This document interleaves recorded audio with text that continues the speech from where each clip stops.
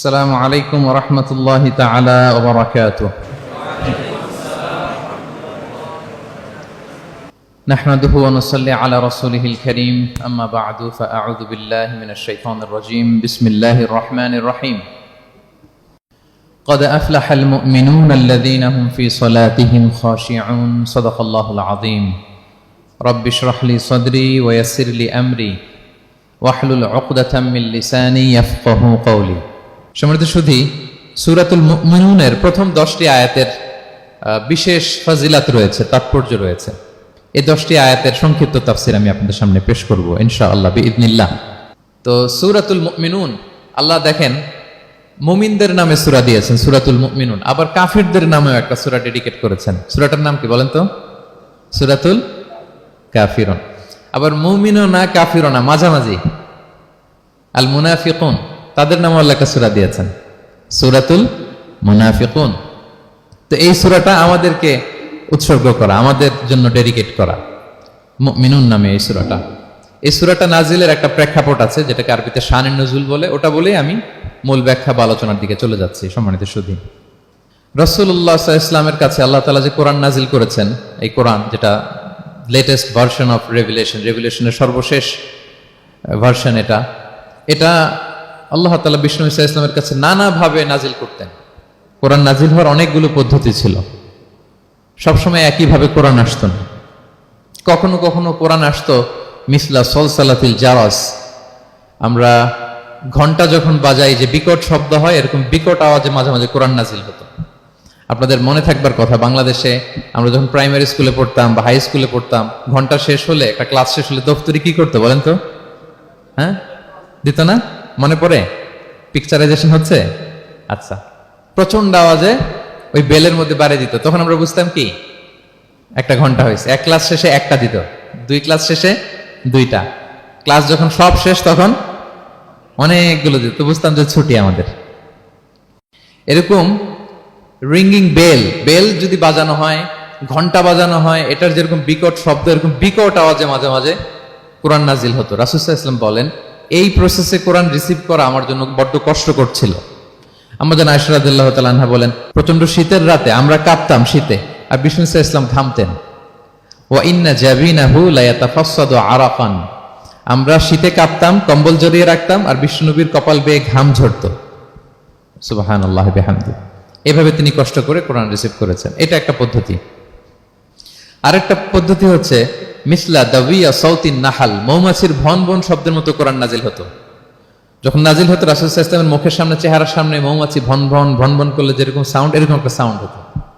এটা সাহাবারা কাছাকাছি যারা থাকতেন ওনারা উইটনেস করেছেন অনেকবার। আজকের এই আলোচনাটা এটার সাথে প্রাসঙ্গিক, আমি বলবো আপনাদেরকে। 2টা পদ্ধতি গেল। আরেকটা পদ্ধতি হচ্ছে মিন ওয়ারাই হিজাব, পর্দার অন্তরাল থেকে সরাসরি আল্লাহ কথা বলতেন, রাসূল সাল্লাল্লাহু আলাইহি ওয়াসাল্লাম শুনতো। এটা কেবল একবারই হয়েছে, মেরাজের রাতে। তারপর মাঝে মাঝে ইউলকা ফি কুলুবি রাসূলিল্লাহ, আল্লাহ রাসূল সাল্লাল্লাহু আলাইহি ওয়াসাল্লামের অন্তঃকরণে আল্লাহ তাআলা ঢেলে দিতেন ওয়াহী।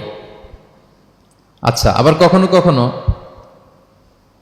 জিবরাইল আলাইহিস সালাম ওনার মূল আকৃতিতে ওহী নিয়ে আসতেন। ওনার যে বিসূরাতিহিল আসলিয়া, জিবরাইল আলাইহিস সালামের যে মূল সূরাত, এই সূরাতে আসতেন। এই সূরাতে রাসূল সাল্লাল্লাহু আলাইহি ওয়াসাল্লাম জিবরাইল আলাইহিস সালামকে জীবনে 2বার দেখেছিলেন। একবার ওই যে হেরা গুহার ওখানে দেখেছিলেন, আর একবার সেই সিদরাতুল মুনতাহায় মেরাজের রাতে দেখেছিলেন। 600 পাখা মেলে বিশাল আকৃতি নিয়ে পুরো দিগন্ত বিস্তৃত করে জিবরাইল আলাইহিস সালাম নেমে আসতেন। 2বার এভাবে রাসূল সাল্লাল্লাহু আলাইহি ওয়াসাল্লাম দেখেছিলেন।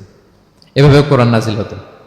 আবার কখনো কখনো রাসূল সাল্লাল্লাহু আলাইহি ওয়াসাল্লাম এই যে হিউম্যান শেপে, মানুষের আকৃতিতে আসতেন, দেখতে মানুষের মতো লাগতো। মানুষের আকৃতিতে জিবরাইল আলাইহিস সালাম এসে কোরআন পৌঁছে দিয়ে যেতেন। বিষ্ণু সাল্লাল্লাহু আলাইহি ওয়াসাল্লাম বলতেন, এই প্রসেসে ওহী রিসিভ করা আমার জন্য সবচেয়ে সহজ ছিল। এটা তো খুব স্বাভাবিক, ন্যাচারাল, যে একজন মানুষ এসে আমার সাথে কথা বললে, মানুষ মানুষের সাথে কথা বলবে, এটা তো খুব ফ্লেক্সিবল হবে, কমফোর্টেবল হবে। বাকি পদ্ধতিগুলো রাসূল সাল্লাল্লাহু আলাইহি ওয়াসাল্লামের জন্য কঠিন ছিল। এবং এই সূরাতে যখন জিবরাইল আলাইহিস সালাম আসতেন, তখন দিহিয়াতুল কালবি আল আনসারী নামে এক সাহাবীর সূরাতে আসতেন। ওনার তওবাটা আল্লাহর কাছে খুব পছন্দ হয়েছিল। জাহিলি যুগে অনেক কন্যা সন্তানকে তিনি জীবিত প্রচিত করেছিলেন। পরে একবার এমন রিপেন্টেন্ট হলেন, অনুতপ্ত হলেন, অনুশোচনায় পড়ে আল্লাহর কাছে এমন কান্না করলেন, আর অনুশোচনার চোখের পানি আল্লাহ বড্ড পছন্দ করেন। অনুতপ্ত বান্দা যখন অনুতপ্ত হয়ে কাঁদে, তার চোখের পানি তার চোখ বেয়ে, নাক বেয়ে জমিনে ড্রপ করার আগে আল্লাহ বান্দাকে মাফ করে দেয়। তো আল্লাহর কাছে এত পছন্দ হয়েছিলেন, মানুষের সূরাতে আসলে ওনার সূরাতে এসে তিনি কোরআন দিয়ে যেতেন বিষ্ণু ইসলামকে। তো মুসনাদে আহমদ ইবনে হাম্বল একটা হাদিস এসছে, ওমরে ফারুক রাদিয়াল্লাহু তাআলা আনহু এই হাদিসটা বর্ণনা করেন। তিনি বলেন যে আমরা একবার বিষ্ণু ইসলামের পাশে বসা, হঠাৎ সামি'না দাবিয়া সাউতিন নাহাল, মৌমাছির ভনভন ভনভন শব্দ শুনতে পেলাম, কিন্তু তাকিয়ে দেখি কোনো মৌমাছি নাই। তখন বুঝলাম যে রাসূল সাল্লাল্লাহু আলাইহি ওয়াসাল্লাম ওহী রিসিভ করছেন। কি রিসিভ করছেন? ওহী রিসিভ করছেন। ঠিকই রাসূল সাল্লাল্লাহু আলাইহি ওয়াসাল্লাম কিবলামুখী হলেন, ফাস্তাকবালাল কিবলা। অনেকক্ষণ তিনি চুপ করে গম্ভীর হয়ে বসে থাকলেন, ওহী রিসিভ করলেন। এরপর সাহাবাদের দিকে তাকিয়ে উনি হেসে দিলেন, হেসে বললেন, এইমাত্র সূরাতুল মুমিনুনের প্রথম 10টা আয়াত আমার উপর নাজিল হয়েছে, এবং এই 10টা আয়াতে মুমিনদের 7টা বিশেষ বৈশিষ্ট্যের কথা বলা হয়েছে। মান আকামা হুন্না দাখালাল জান্নাহ, যেই 7টা বৈশিষ্ট্য নিজের মধ্যে ধারণ করবে সে আল্লাহর জান্নাতের ওয়ারিস হয়ে যাবে। এবং এই আয়াতগুলো বলে আল্লাহ তাআলা সবশেষে এমনটাই বলেছেন যে উলাইকা হুমুল ওয়ারিসুন আল্লাযীনা ইয়ারিসুনাল ফিরদাউসা হুম ফিহা খালিদুন, যারা এই 7টা বৈশিষ্ট্য নিজের মধ্যে ধারণ করবে তারা জান্নাতুল ফিরদাউসের ওয়ারিস হয়ে যাবে, উত্তরাধিকার হয়ে যাবে। ওয়ারিস বুঝেন তো না? ওয়ারিস মানে হচ্ছে আপনি বাবার কাছ থেকে ইনহেরিটেন্স হিসেবে যেটা পেলেন। বাংলাদেশে দেখবেন যে অনেক জমি জমার মধ্যে প্লটের মধ্যে সাইনবোর্ড দেয়া থাকে যে ক্রয় সূত্রে এই জমির মালিক অমুক, বায়না সূত্রে এই জমির মালিক অমুক, তারপর ওয়ারিস সূত্রে এই জমির মালিক আব্দুর রহমান, লেখা থাকে না এরকম? ওয়ারিস সূত্রে মানে এটা উনি কিনে নাই, এটা ওনার কার কাছ থেকে? বাবার কাছ থেকে পেয়েছেন, উত্তরাধিকার সূত্রে পেয়েছেন।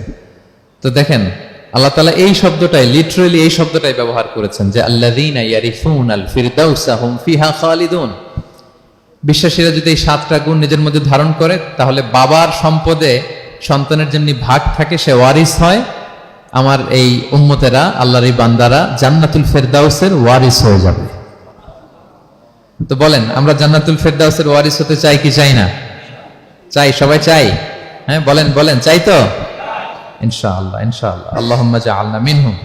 তো আমরা তাহলে শুনি আল্লাহ তাআলা কি বৈশিষ্ট্যের কথা বললেন যেগুলো ধারণ করলে আমরা জান্নাতুল ফিরদাউসের ওয়ারিস হব। আম্মাজান আয়েশা রাদিয়াল্লাহু তাআলা আনহাকে সাহাবারা জিজ্ঞেস করতেন যে আম্মাজান কাইফা কানা খুলুকু রাসূলিল্লাহ, আল্লাহ রাসূল সাল্লাল্লাহু আলাইহি ওয়াসাল্লামের আচরণ কেমন ছিল? তিনি বলতেন কানা খুলুকুহু আল কুরআন, রাসূল সাল্লাল্লাহু আলাইহি ওয়াসাল্লামের আচরণ ছিল কোরআনের মতো আচরণ। উম্মে সালামা রাদিয়াল্লাহু তাআলা আনহা, আমাদের আরেক আম্মাজান, ওনাকে জিজ্ঞেস করা হলে উনি বলতেন রাসূল সাল্লাল্লাহু আলাইহি ওয়াসাল্লাম যখন রাস্তা দিয়ে হেঁটে যেতেন কাআন্নাল কুরআনা ইয়ামশি আলাল আরদ, মনে হতো লিভিং কোরআনটা রাস্তা দিয়ে হেঁটে যাচ্ছে। তো সাহাবারা যখন আরো ইন ডিটেইল জানতে চাইলেন তখন আম্মাজান আয়েশা বললেন তোমরা সূরা মুমিনুনের প্রথম 10 আয়াত পড়ো, এই 10 আয়াতে যা যা আল্লাহ বলেছেন এটাই ছিল খুলুকু রাসূলিল্লাহ, এটাই ছিল বিশ্বনবীর আচরণ। তো আসুন আমরা দেখি রাসূল সাল্লাল্লাহু আলাইহি ওয়াসাল্লামের আচরণ কেমন ছিল এবং কোন বৈশিষ্ট্যগুলো থাকলে আল্লাহ তাআলা আমাদেরকে জান্নাত দিয়ে ধন্য করবেন। সূরাতুল মুমিনুনটা আল্লাহ তাআলা শুরু করছেন ক্বাদ আফলাহাল মুমিনুন আল্লাযীনা হুম ফি সলাতিহিম খাশিউন, অর্থাৎ সফল হয়েছে তারা, ঈমান এনেছে যারা। প্রথম আয়াতের অর্থ হচ্ছে ক্বাদ আফলাহাল মুমিনুন, বিশ্বাসীরাই সফল হয়েছে। আল্লাহ তাআলা সফলতার মানদণ্ড এখানে ফিক্স করেছেন, ক্রাইটেরিয়া ফিক্স করেছেন ঈমান, বিশ্বাস, যেটা সবচাইতে দামি। সবচাইতে দামি কি? ঈমান, সবার উপরে ঈমান। এজন্য যারা ঈমান এনেছে আল্লাহর উপর, যারা বিশ্বাস স্থাপন করেছে তারাই সফল হয়েছে। তো এই বিশ্বাসীদের কিছু গুণাবলী থাকতে হবে, কিছু ফিচার থাকতে হবে, তবেই তারা জান্নাতের ওয়ারিস হবে। সেগুলো কি আল্লাহ শুরু করছেন। আল্লাহ বললেন প্রথম বৈশিষ্ট্য হচ্ছে আল্লাযীনা হুম ফি সলাতিহিম খাশিউন। 7টা বৈশিষ্ট্যের প্রথমটা বলতেছি, যারা সফল হয়েছে বিশ্বাসীরা, ওই বিশ্বাসীরা যারা তাদের সালাতে বিনয়াবনত থাকে, বিনম্র থাকে। সালাত যখন আদায় করে তারা খুশু খুদুর সাথে সালাত আদায় করে, এটা হচ্ছে প্রথম বৈশিষ্ট্য। বিনয়ের সাথে। খুশু খুদু মানে হচ্ছে অন্তরের একাগ্রতা এবং অঙ্গ প্রত্যঙ্গের একাগ্রতা। খুব সহজে আপনার অন্তরটাও থাকবে, এখানে আল্লাহর ভয় থাকবে, একাগ্র চিত্তে আপনি আল্লাহকে স্মরণ করবেন, আবার অঙ্গ প্রত্যঙ্গগুলো ঠিক থাকবে, এগুলো নড়াচড়া করবে না। আমরা অনেকে সালাতে দাঁড়ালে খুব বেশি নড়াচড়া করি, সালাতে কিন্তু খুব বেশি মুভমেন্ট করা যায় না, এটা নিষেধ। খুব জরুরি প্রয়োজন ছাড়া মুভমেন্ট করা নিষেধ। আল্লাহ বলেন আল্লাযীনা হুম ফি সলাতিহিম খাশিউন, প্রথম বৈশিষ্ট্য হচ্ছে যারা তাদের সালাতে বিনয়াবনত থাকবে, একাগ্র চিত্তে সালাত আদায় করবে। এতটা একাগ্র চিত্তে তারা অন্তরের মধ্যে এই উপলব্ধি ধারণ করবে যে আমি যে ইবাদত করছি এটা আল্লাহ দেখছেন, Allah is watching me, Allah is observing me, Allah তাআলা সরাসরি দেখছেন। এবং রাসূল সাল্লাল্লাহু আলাইহি ওয়াসাল্লাম এটাই বলেছেন যে আনতা আবুদাল্লাহা কাআন্নাকা তারাহু ফাইন লাম তাকুন তারাহু ফাইন্নাহু ইয়ারাক। এমন ভাবে ইবাদত করো, মনে করো যে তুমি আল্লাহকে দেখছো। আর এটা যদি ভাবতে, এই উপলব্ধি আনতে যদি কষ্ট হয়, তাহলে অন্তত এতটুকু তো ভাবো যে আল্লাহ তোমায় দেখছেন, আল্লাহ আমাকে দেখছেন। এই ভাবনাটা অন্তরে আনা যায় না? চাইলেই আনা যায়। আমরা যেন এই উপলব্ধিটা নিজেদের মধ্যে, রিয়েলাইজেশনটা বিল্ড আপ করার চেষ্টা করি যে আমি যে মুসল্লায় দাঁড়ালাম, এই যে আমি কিয়ামুল লাইল করতেছি, এই যে তারাবিতে আমি 20 রাকাত পড়তেছি লম্বা সময় ধরে, আল্লাহ কিন্তু দেখছেন। আমার সিজদা, আমার রুকু, এগুলো আল্লাহ তাআলা সরাসরি কি করছেন? দেখছেন। এই ফিল নিয়ে যদি আপনি সালাতে দাঁড়ান, এটা হচ্ছে খুশু খুদু। সাহাবারা এতটা বিনয়বনত ভাবে একাগ্র চিত্তে নিমগ্ন হয়ে সালাতে প্রবেশ করতেন, মরুভূমির মাঝখানে ওনারা সালাত পড়ার সময় মাঝে মাঝে মরুভূমির পাখি এসে ওনাদের কাঁধে বসে যেত, মাথায় বসে যেত। পাখিগুলো মনে করতো এগুলো হয়তো খেজুর গাছ টাছ কিছু একটা হবে। কি হবে? খেজুর গাছ হয়তো হবে। আবার যখন রুকুতে যেতেন, পাখি উড়াল দিত। তার মানে কি, খুব বিনয়বনত ভাবে, বিনম্র চিত্তে ওনারা সালাত পার করতেন। তাহলে এটা হচ্ছে প্রথম বৈশিষ্ট্য। প্রিয় ভাইরা, আমরা যেন সালাতে অত্যন্ত বিনয়ের সাথে, একাগ্র চিত্তে, with full of solemnity and submission, একটা সাবমিসিভ ভাব যেন আপনার থাকে, যে আপনি নিজেকে সর্বোচ্চ উজাড় করে নিজেকে আল্লাহর কাছে পেশ করছেন। এই অ্যাটিটিউডটা যেন আমাদের নামাজের মধ্যে থাকে। এটা হচ্ছে 1 নম্বর বৈশিষ্ট্য, আল্লাযীনা হুম ফি সালাতিহিম খাশিউন, যারা বিনয়বনত ভাবে থাকে। অনেকে বলে, হুজুর মন বসে না নামাজে আমার। এটা অনেকের প্রশ্ন, অনেকের জিজ্ঞাসা, যে মনটা ধরে রাখতে পারি না। নামাজে দাঁড়ালেই সারাদিন যেটা মনে হয় না, ওইটা নামাজে মনে চলে আসে। এরকম হয় না? সারাদিন এটাকে কি যেন ভাবতেছিলাম, মনে নাই। নামাজে দাঁড়ালেই মন চলে আসে। তারপরে মনকে আরবিতে বলে, অন্তরকে বলে কলব। কলব মানে যেটা খুব নড়াচড়া করে, মুভমেন্ট করে, ওইটাই কলব। মন দেখবেন এদিকে ছোটে, ওদিকে ছোটে। ওই যে আমরা ছোটবেলায় একটা গান শুনতাম, গানটা হচ্ছে পাগল মন, মন কেন এত কথা বলে। মানে মন এদিকে ছোটে, ওদিকে ছোটে। মনকে ধরে রাখা বড্ড জটিল, কষ্টকর। তো এটা স্বাভাবিক। অনেকেই বলে, হুজুর আমার মন থাকে না নামাজে, একাগ্র চিত্তে নামাজ তো আদায় করতে চাই, কিন্তু মনটাকে ধরে রাখা যায় না। তো কিভাবে এই খুশু খুদু, সাবমিসিভনেস আপনি কিভাবে বাড়াবেন, এটাও বিষ্ণু সাল্লাল্লাহু আলাইহি ওয়াসাল্লাম আমাদেরকে ইনস্ট্রাক্ট করেছেন, গাইড করেছেন। কিভাবে এই খুশুটা আসবে, অন্তরের মধ্যে একাগ্রতা আসবে। 1 নম্বর পদ্ধতি হচ্ছে খুশু খুদু বাড়ানোর। সালাতে যখন আপনি দাঁড়াবেন, বিষ্ণু বলেন সল্লু সলাতান মুআদ্দিয়া। বিষ্ণু বলেন, মনে করো যে নামাজটা পড়তেছো, এটা হতে পারে তোমার বিদায়ী নামাজ, শেষ নামাজ জীবনের। হতে পারে না? ধরেন যে মাগরিবের সালাত যে আমরা আজকে পড়বো, এমন তো হতে পারে এটাই আমাদের জীবনের শেষ নামাজ। কি বলেন? হতে পারে কি না? পারে। আমরা কে কখন চলে যাব আমাদের তো জানা নাই। তো এই যে মুসল্লায় যখন আমরা দাঁড়াই, তখন কেন আমরা এটা ভাবি না যে it could be the last and final prayer in my life? হতে পারে এটাই আমার জীবনের শেষ নামাজ। এটা যদি আপনি ভাবতে পারেন, তখন দেখবেন ঠিকই আপনার একাগ্রতা, সাবমিসিভনেস এটা বাড়তেছে। আপনাকে যদি বলা হয় যে আজকে রাত 10টায় তোমার দুনিয়ার সফর শেষ, নতুন স্টেশনে যেতে হবে, আলামুল বারজাকে, তোমার শেষ, তোমার মৃত্যু হয়ে যাবে। আজকে যে মাগরিব আর এই যে এশা আর যে তারাবির সালাত, এটাই তোমার লাস্ট নামাজ, যাও এটাই তোমার লাস্ট চান্স। এটা যদি আজকে আমরা জানি, এই হলরুমে যারা আছি, যদি এটা জেনে যায় যে আজকের তারাবিটাই শেষ তারাবি, শেষ সুযোগ, বলেন তো আমাদের অবস্থা কি হবে? প্রতিদিন ধরেন যে মাগরিবের নামাজের পরে একটু নিউজ দেখেন, একটু ফেসবুকে ঢুকেন। আজকেও তো ঢুকবেন, তাই না? ঢুকবেন। কি করবেন আজকে? আল্লাহ আকবার, সব বাদ দিয়ে অজু করে আতর মেখে জায়নামাজটা ভিজিয়ে দীর্ঘ কিয়ামুল লাইল করবেন। সিজদায় পড়ে চোখের পানি দিয়ে জায়নামাজ ভিজিয়ে দেবো আমরা, ঠিক কিনা? কারণ আমি নিশ্চিত হতে পেরেছি এটাই আমার শেষ নামাজ। তো এটা তো প্রত্যেক সালাতের ক্ষেত্রেই আমাদের প্রযোজ্য। আসলে আমরা যে নামাজ পড়ি, যে কোনো নামাজই তো আমার শেষ চান্স হতে পারে। কি বলেন? হতে পারে কি পারে না? বলেন তো। পারে। এই টেকনিকটাই রাসূল সাল্লাল্লাহু আলাইহি ওয়াসাল্লাম শিখিয়েছেন, বলেছেন সল্লু সালাতান মুআদ্দিয়া। মনে করে এটাই হতে পারে তোমার জীবনের শেষ নামাজ। আমাদের ইউনিভার্সিটিতে ইমাম বেসার, যিনি চিফ ইমাম, উনি নামাজের আগে একটা চমৎকার অ্যানাউন্সমেন্ট দেয়। উনি বলে যে let's perform this salah as if this is our last and final prayer. চলুন এমন ভাবে নামাজটা পড়ি, ভাবি যে হতে পারে এটাই আমার জীবনের শেষ নামাজ।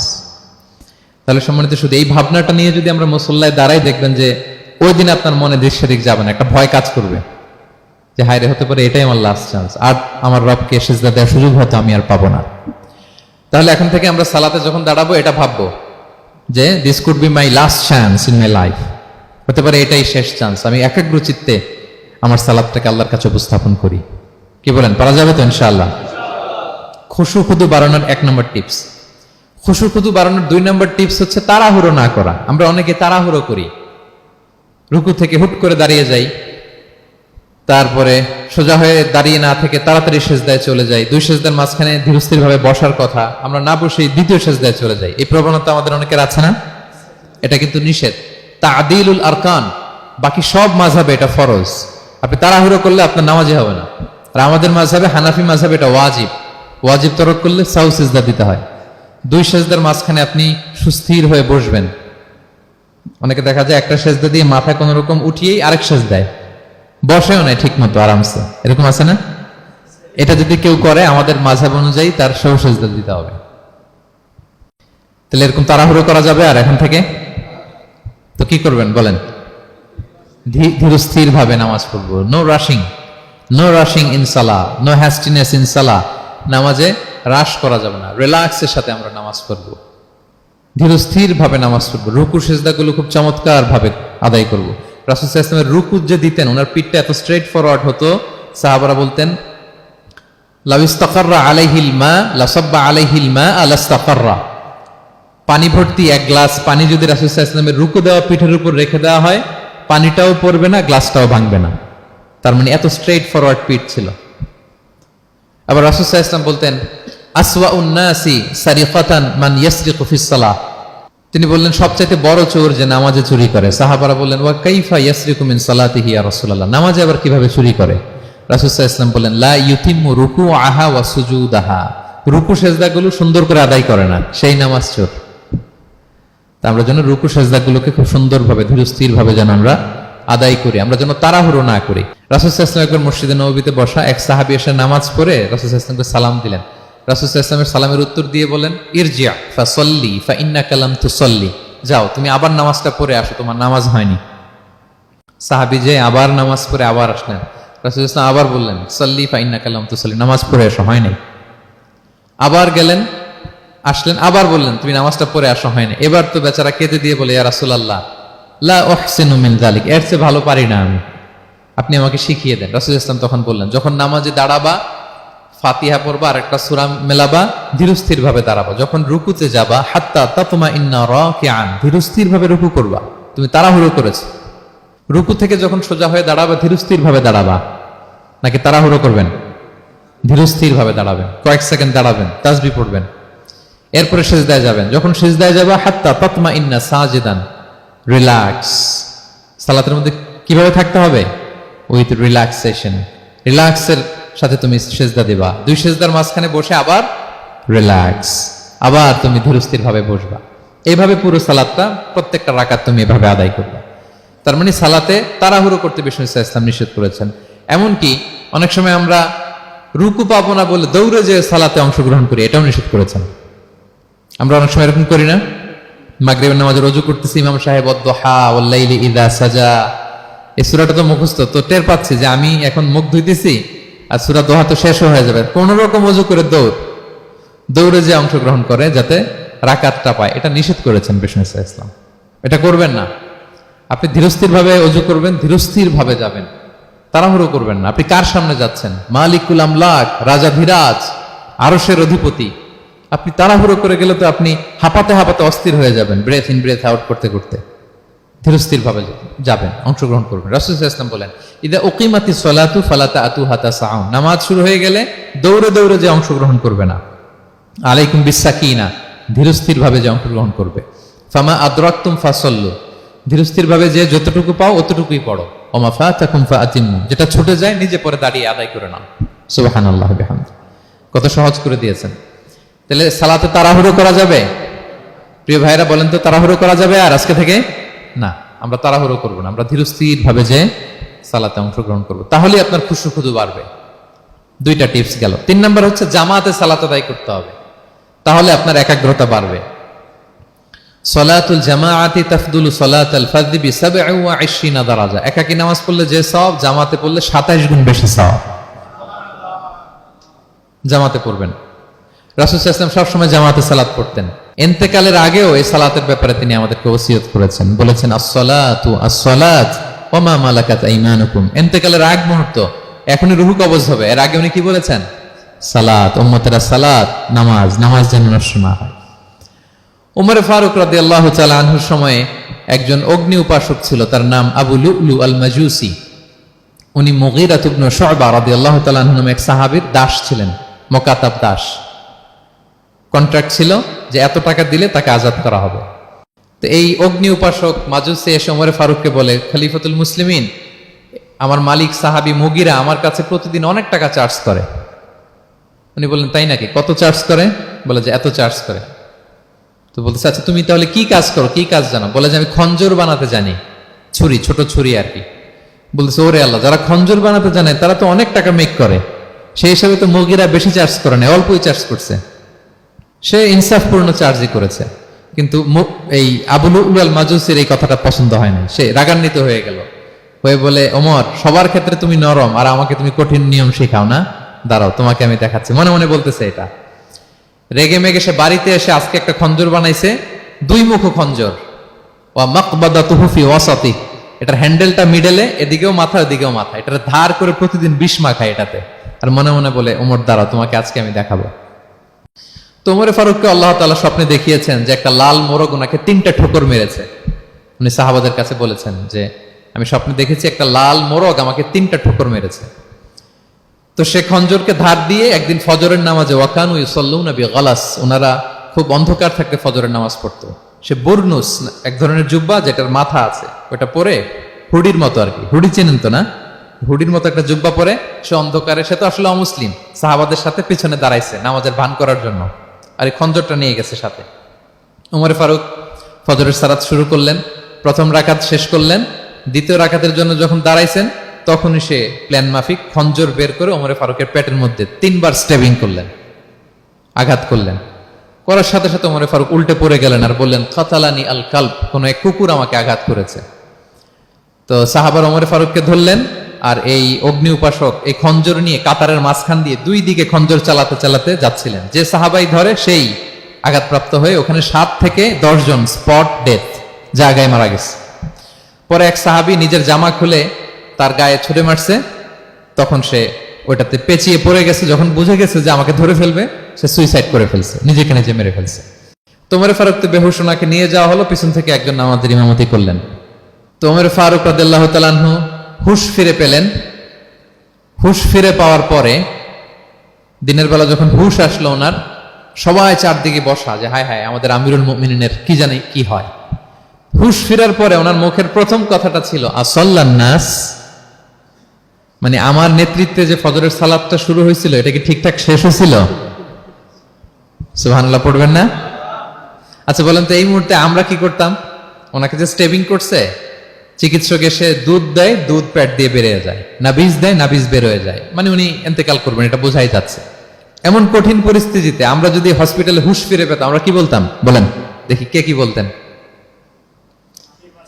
কে মারছে, আমারে বাঁচানো যায় কিনা, মাউন্ট এলিজাবেথে নিয়ে চলো, সিঙ্গাপুরে অথবা বামরুন গ্রেডে নিয়ে চলো, আমেরিকাতে নিয়ে চলো, অথবা আমার তো ওখানে ব্যাংক ব্যালেন্স আছে, আমি তো মরে যাবো, আমার ছেলেগুলার কি হবে, হ্যাঁ আমার মেয়েগুলার কে দেখবে, এগুলো ছিল আমাদের কনসার্ন। তো ওমর ফারুক জানতেছেন যে উনি পৃথিবী থেকে বিদায় নিচ্ছেন, একটু হুশ ফিরে পাইছেন। হুশ ফিরে পাওয়ার পরে প্রথম কথাটা ছিল আসাল্লান নাস, লোকেরা কি নামাজ পড়েছিল? আল্লাহু আকবার। তাহলে এটা কত গুরুত্বপূর্ণ ইবাদত, কিভাবে এই সালাতকে সাহাবারা অফার করতেন।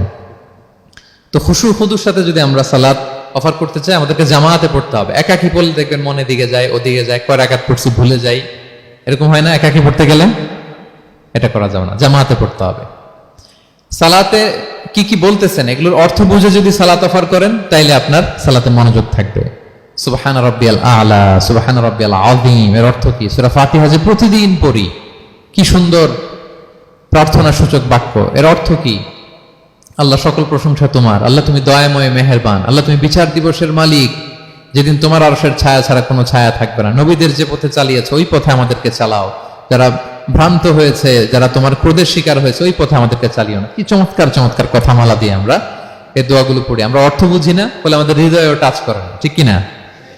দেখবেন আরব শায়েকরা যখন কিয়ামুল লাইল করে, তারাবির সালাত পড়ায়, অনেক অনেক আয়াতে ওনারা ডুকরে ডুকরে কেঁদে ওঠে আওয়াজ করে, কারণ কি? জাহান্নামের আয়াত, আযাবের আয়াত, পূর্ববর্তী উম্মত যে ধ্বংস হয়েছে, কিভাবে ওদেরকে বিকট আওয়াজ দিয়ে, গ্রাউন্ড সাউন্ড গ্রেনেড দিয়ে ধ্বংস করা হয়েছে, বন্যা দিয়ে ধ্বংস করা হয়েছে, কিভাবে এদেরকে বাতাস দিয়ে নাস্তানাবুদ করে দেয়া হয়েছে, এগুলো যখন পড়ে ওনারা কাঁদে।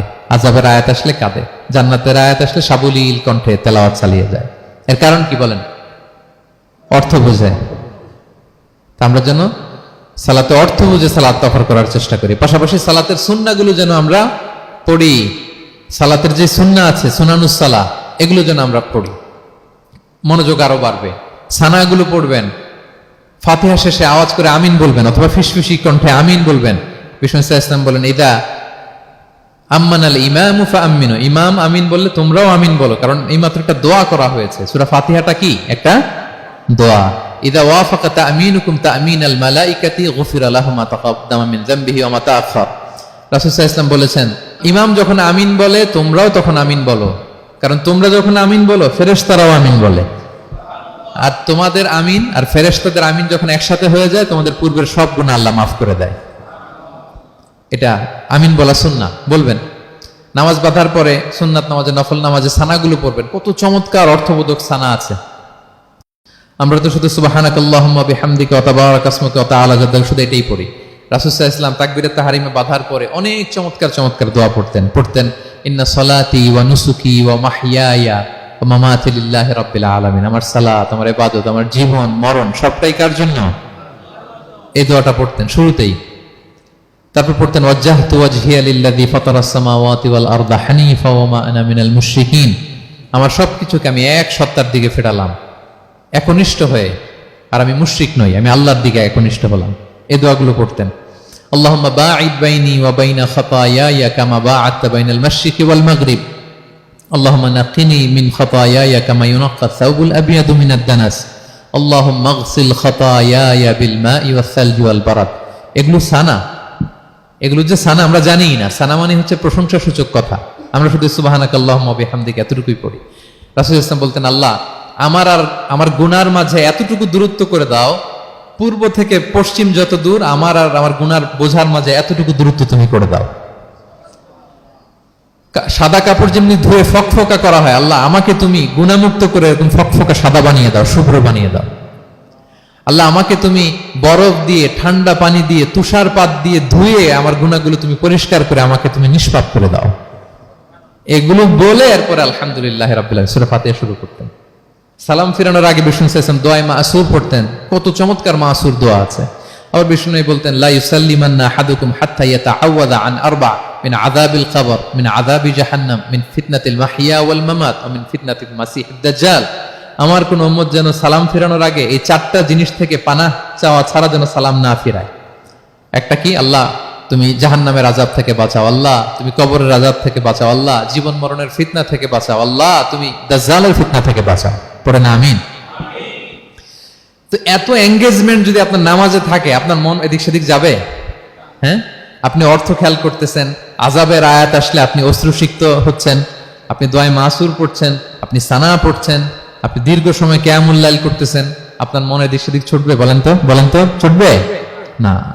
এই টিপস গুলো বিষ্ণু সাল্লাল্লাহু আলাইহি ওয়াসাল্লাম শিখিয়েছেন। এগুলো যদি আমরা পালন করি, তাহলে আল্লাযীনা হুম ফি সালাতিহিম খাশিউন, বিনম্র চিত্তে সালাত আদায়কারী হিসেবে আমরা আল্লাহর কাছে পরিগণিত হব।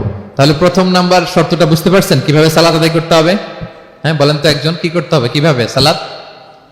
খুশুর সাথে, বিনয়বনত চিত্তে, সাবমিসিভ ভাবে, নাকি তাড়াহুড়ো করবেন? কিভাবে পড়বেন নামাজ?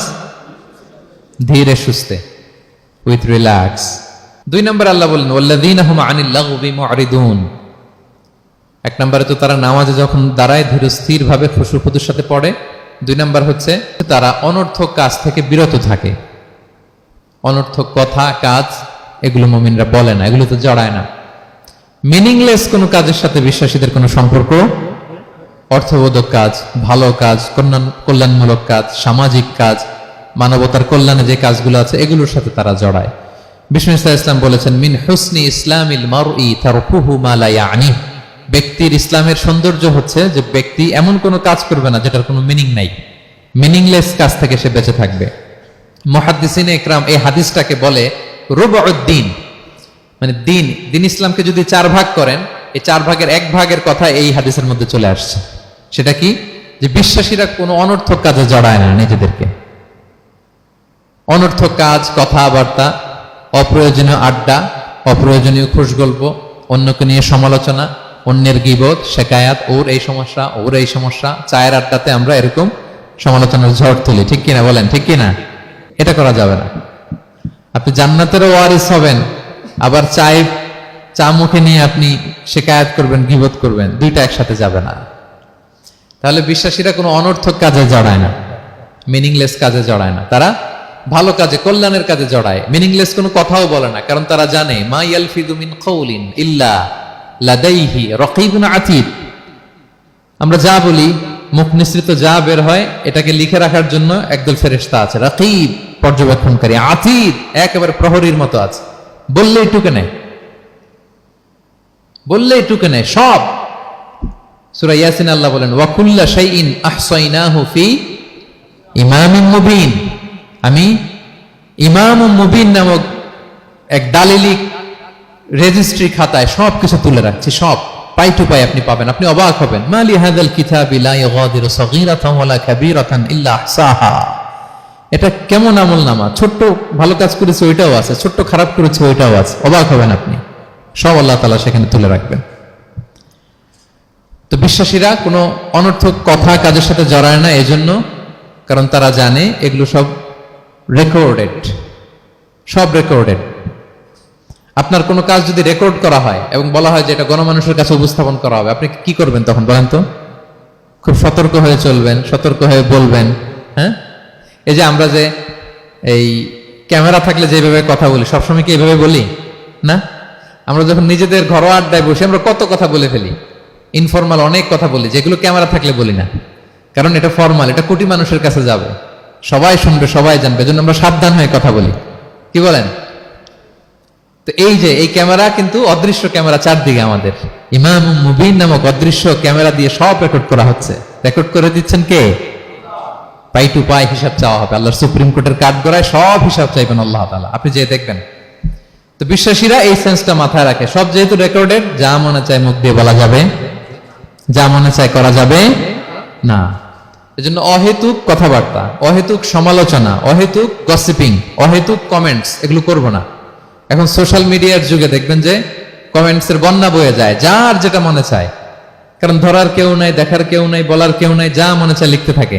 হ্যাঁ, বিশাল একজন বড় মাপের লোক, তার ওখানে যে লিখতেছে যা মনে চায়, গালি গালাজ, ওনাকে অ্যাডভাইস দেওয়া, নাসিহাত দেওয়া ইচ্ছে মতো। বিশ্বাসীরা এটা করে না, তারা অনর্থক কোনো কাজে জড়ায় না, এবং কেউ জড়াতে চাইলেও তাকে স্পেস দেয় না। একদল আছে দেখবেন যে আপনি আজে বাজে কাজে জড়ান না, এটা আবার অনেকের ভালো লাগে না। তো তারা এসে আপনাকে জড়াতে চাবে, তর্ক করবে, আপনার সাথে ডিবেট করবে, পায়ে পাড়া দিয়ে ঝগড়া করবে, এরকম আছে না নাই?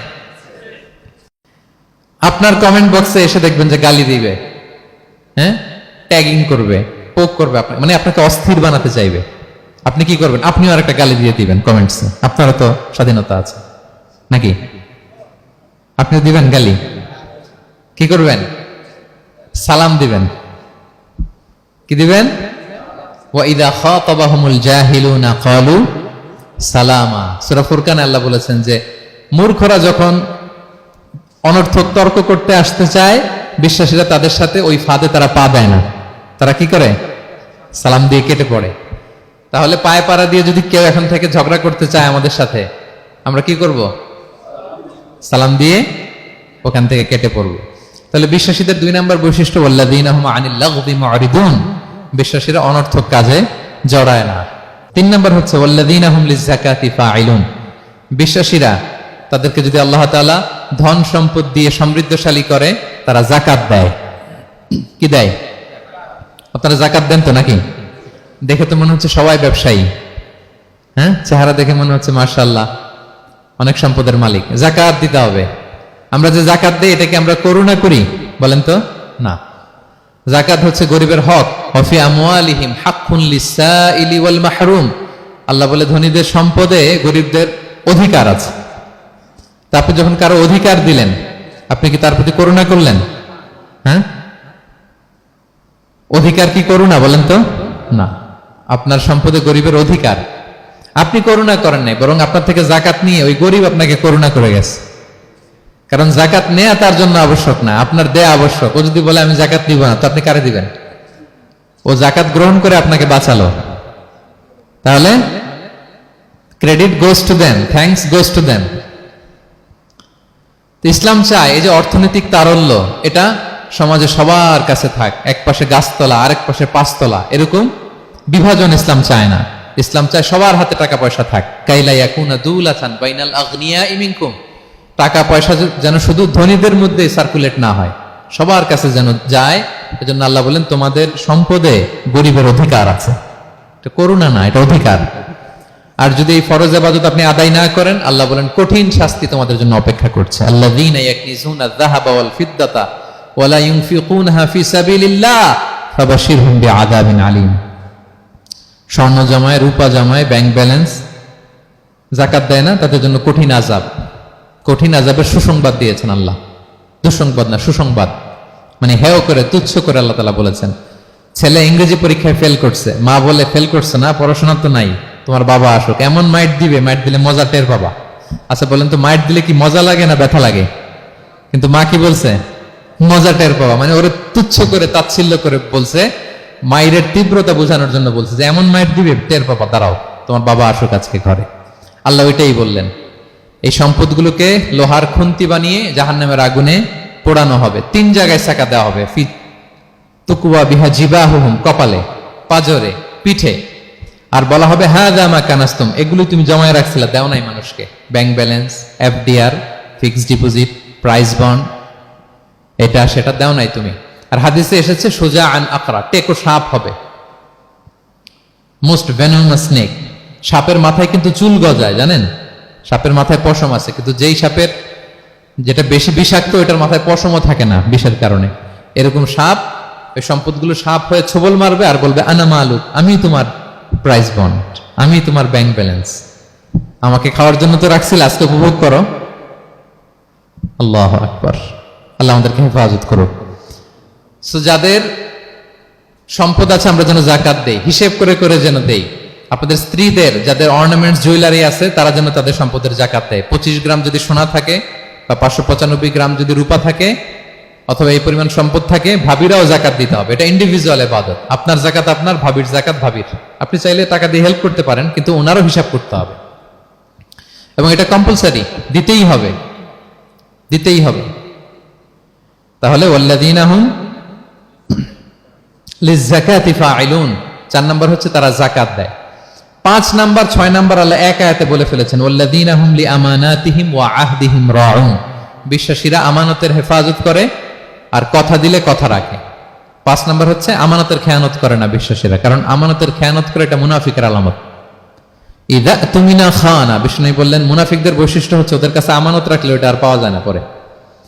এমন লোক আছে না সমাজে, আমানত রাখলে আর পাওয়া যায় না। তারা কি মুমিন না মুনাফিক বলেন তো? ইন্নাল্লাহা ইয়া'মুরুকুম আন তুআদ্দুল আমানাতি ইলা আহলিহা, আল্লাহ বলেছেন যার আমানত তাকে বুঝিয়ে দাও। বিষ্ণু ঈসা ইসলামকে মক্কার লোকেরা 2টা উপাধি দিয়েছিল, এক হচ্ছে আস-সাদিক, 2 হচ্ছে আল-আমিন। সাদিক মানে সত্যবাদী। কারা দিয়েছিল? ঘোর শত্রুরা, অপোজিশন পার্টি, তারা উপাধি দিয়েছে। একটা হচ্ছে সাদিক মানে কি, আরেকটা হচ্ছে আল-আমিন, বিশ্বস্ত। এতটা বিশ্বস্ত যে বিষ্ণু ঈসা ইসলাম মক্কা থেকে মদিনায় যেদিন হিজরত করতে যাবেন, আমানতের জিনিসগুলো উনি আলী রাদিয়াল্লাহু তাআলা আনহুর কাছে রেখে গিয়েছিলেন। এত এত আমানতের সম্পদ ওনার ঘরে ছিল। এই ডিপোজিট বুঝিয়ে দিতে আলী রাদিয়াল্লাহু তাআলা আনহুর টানা 3 দিন সময় লেগেছে, মক্কাবাসীদের আমানত বুঝিয়ে দিতে। সো যার আমানতদারিতা নাই তার ঈমান নাই। বিষ্ণু বলেছেন লা ঈমানা লিমান লা আমানাতা লাহ, যার আমানতদারিতা নাই ওর ঈমানই নাই। এবং আমানত ধ্বংস হওয়া এটা কিয়ামতের আলামত। ইযা দুইয়াতিল আমানাতু ফান্তাযিরিস সাআ, যখন আমানত নষ্ট হবে তোমরা কিয়ামতের অপেক্ষা করো। এখন বলেন তো আমাদের সমাজে আমানতের কি অবস্থা? খুবই খারাপ। আল্লাহু আকবার। আমানতটা কিন্তু এই যে এই ভাই আমাকে 2000 রিঙ্গিট রেখে বলছে আগামী মাসে এটা আমি নিব, একটু রাখেন, শুধু এটাই আমানত না। আল্লাহ আপনাকে যে পুরো সম্পদ দিয়েছেন এটা আমানত। আপনার ব্যবসা প্রতিষ্ঠান এটা আল্লাহর দেয়া আপনার কাছে আমানত। আপনার ছেলে আছে, মেয়ে আছে, স্ত্রী, তারা আল্লাহর দেয়া আমানত আপনার কাছে। আপনার নেম, আপনার ফেম, আপনার পাওয়ার, আপনার নলেজ, এগুলো আল্লাহর দেয়া আমানত। আপনি দেশের প্রধানমন্ত্রী, পুরো দেশটা আপনার কাছে আমানত, ঠিক কিনা? এই আমানতের ব্যাপারে জিজ্ঞেস করা হবে। বিশ্বাসীদের বৈশিষ্ট্য, তারা আমানতকে হেফাজত করে, আমানত রক্ষা করে, আমানতের খেয়ানত তারা কোশ্চিন কালেও করে না। 6 নম্বর হচ্ছে ওয়া আহদিহিম রাউন, বিশ্বাসীরা কথা দিলে কথা রাখে, তারা ওয়াদার খেলাফ করে না। ওয়াদার খেলাফ করাও কিন্তু মুনাফিকের আলামত। ওয়া ইযা ওয়াআদা আখলাফা, ওয়াদা দিলে মুনাফিকরা এটা খেয়ানত করে, তারা কথা দিয়ে কথা রাখে না। এবং আপনি কাউকে কথা দিয়ে যদি না রাখেন, এরকম প্রত্যেকটা প্রমিস, কমিটমেন্টের ব্যাপারে আপনি জিজ্ঞাসিত হবেন। আল্লাহ বলেন ওয়া আউফু বিল আহদি ইন্নাল আহদা কানা মাসউলা। কথা দিলে কথা রাখো। ছেলে মেয়েদের কথা দিলে কথা রাখবেন, বন্ধু বান্ধবদেরকে কথা দিলে কথা রাখবেন, স্ত্রীকে কথা দিলে কথা রাখবেন। প্রমিস দিলে এটা রাখতে হবে, কারণ এ ব্যাপারে জিজ্ঞেস করা হবে। নবীদের মধ্যে ইসমাঈল আলাইহিস সালাম ওয়াদা রক্ষার ব্যাপারে খুব বেশি সোচ্চার ছিলেন। সব নবীরাই ছিলেন, উনি বেশি সোচ্চার। এজন্য আল্লাহ বলেন ওয়াজকুর ফিল কিতাবি ইসমাঈল ইন্নাহু কানা সাদিকাল ওয়াদি ওয়া কানা রাসূলান নাবিয়্যা। উনি ছিলেন সাদিকাল ওয়াদ, প্রতিশ্রুতি রাখতেন। এক লোকের সাথে ওনার কথা হলো যে আগামীকাল বিকেলে ওনারা দেখা করবেন। ইসমাঈল সাল্লাম বিকেলবেলা আগামীকাল যে এক গাছের নিচে কমিটমেন্ট ছিল, যে অপেক্ষা করলেন, কিন্তু ওই লোক আসে নাই, ভুলে গেছে। ইসমাঈল সাল্লাম ভাবলেন আজকে ভুলে গেছে, মনে হয় আগামীকাল আসবে, আগামীকাল আমি যাব। এরপরের দিন আল্লাহ নবী ইসমাইল যে ওই লোকের জন্য ওখানে হাজির, কিন্তু ওই লোক ওই দিনও আসে নাই। ইসমাইল সাল্লাম বললেন মনে হয় এরপরের দিন আসবে। ইসমাইল সাল্লাম এরপরের দিনও যায় হাজির। এভাবে একদিন দুই দিন না, টানা 30 দিন উনি আসরের পরে ওই গাছের নিচে ওই লোকের জন্য অপেক্ষা করেছেন। কারণ ইন্নাল আহদা কানা মাসউলা, কথা দিলে কথা রাখতে হবে। দেখেন আমরা কথা দিয়ে কথা রাখি তো নাকি? রাখেন রাখেন, সবাই বলেন এই চেষ্টা করতে হবে, রাইট? কথা দিলে আমরা যেন কথা রাখি। সব শেষে 7 নম্বর আল্লাহ বললেন ওয়াল্লাযীনা হুম আলা সালাওয়াতিহিম ইউহাফিজুন, বিশ্বাসীরা তাদের সালাত হেফাজত করে। একটু খেয়াল করে দেখেন, 7টা গুণের প্রথমটাও কি নিয়ে? সালাত নিয়ে, আবার শেষটাও। তার মানে কি বোঝা গেল? এটা বেশি গুরুত্বপূর্ণ না কম গুরুত্বপূর্ণ? সব নষ্ট হতে পারে, মুমিনের নামাজ নষ্ট হতে পারে, নামাজকে হেফাজত করতে হবে। হাফিজু আলা সালাওয়াত, আল্লাহ বললেন তোমাদের নামাজগুলোকে তোমরা হেফাজত করো। আগের যুগের উম্মতেরা সিনাগোগে না গেলে ইবাদত করতে পারতো না, চার্চে না গেলে ইবাদত করতে পারতো না, কিন্তু আমরা মসজিদেও নামাজ পড়তে পারি, বাইরেও পড়তে পারি। 5টা বিশেষ বৈশিষ্ট্য আল্লাহ তাআলা বিশ্বনবী সাল্লাল্লাহু আলাইহি ওয়াসাল্লামকে দিয়েছিলেন। এর মধ্যে একটা হচ্ছে জুইলাত লি আল আরদু কুল্লুহা মসজিদান ওয়া তাহুরা, আল্লাহ আমার জন্য পুরো জমিনটারে মসজিদ বানায় দিয়েছে। পুরো জমিন। আপনি ফ্লাই করতেছেন, বিমানে পড়তে পারবেন। আপনি সাগরে আছেন, জাহাজে পড়তে পারবেন। আপনি বিকেলবেলা মাঠে আছেন, ওযু থাকলে আল্লাহু আকবার বলে দাঁড়ায় যাবেন, বন্ধুদেরকে নিয়ে যে কোনো জায়গায় নামাজ পড়া যায়, ঠিক কিনা? এই নামাজ নিয়ে কোনো এক্সকিউজ চলবে না। No excuse will be granted that day. দাঁড়িয়ে পড়তে পারেন না, বসে পড়তে হবে। বসে পারেন না তো শুয়ে পড়তে হবে। শুয়ে পারেন না তো ইশারায় পড়তে হবে। ওযুর জন্য পানি নাই তো তায়াম্মুম করে পড়তে হবে, ঠিক কিনা?